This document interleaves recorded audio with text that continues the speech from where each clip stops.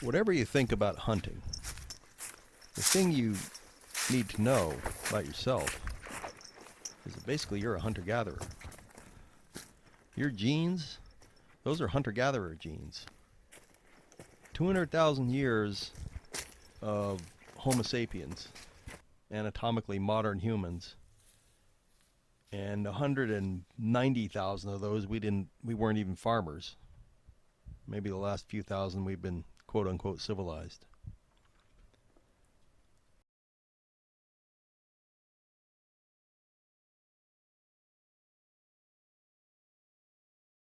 So this here, I walked into my deer stand. It's one of my deer stands.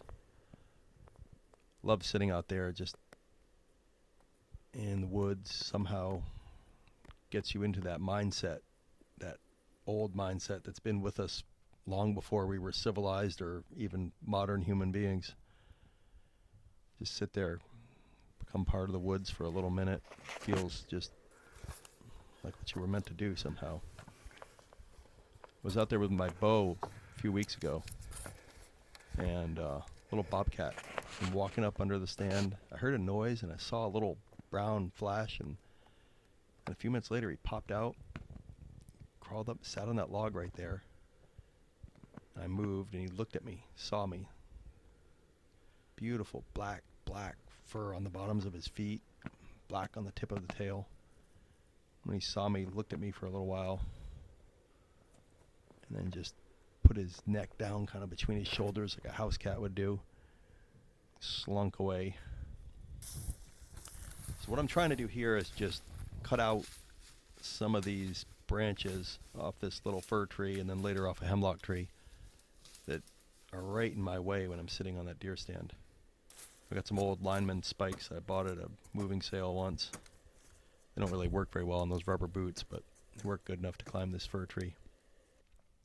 It's just so irritating when you're sitting there and it starts to rain and the branches droop, or worse yet with the snow.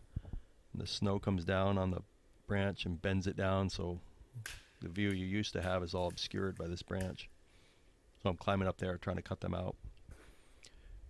When you think about skills, the modern skills we use today, modern technologically advanced world, skills like patience, persistence, curiosity, discipline, these are all hunter skills. Even the complicated ones, the ones like, making a plan, predicting what another creature is going to do, making a plan, and then following through on that plan, but not getting overly committed to it if circumstances change, or strategizing with other people.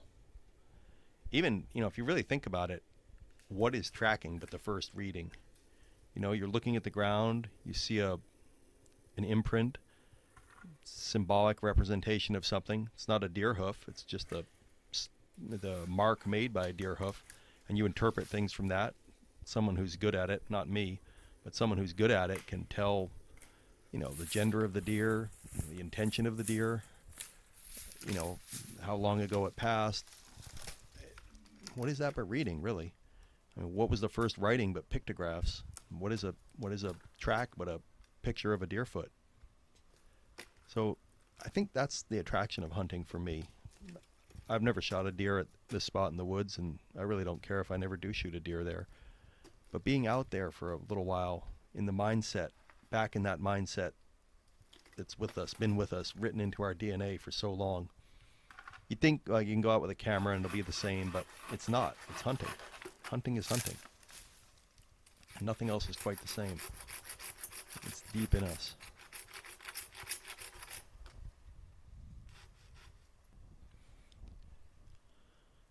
That hemlock limb's just right. There's a deer trail down past that hemlock tree, and that limb was right in the way. I was afraid if I ever did get a shot down there, I didn't want the bullet to hit a little branch, get deflected, go off course.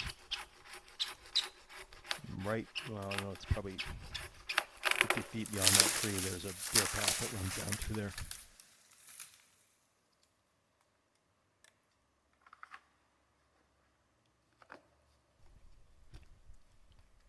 Those spikes are really useful for climbing down.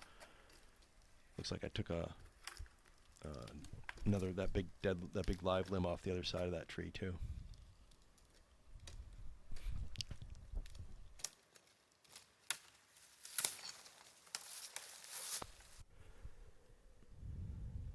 That's a view of what it looks like now that the limbs are down. You can see where the deer crossed down below there.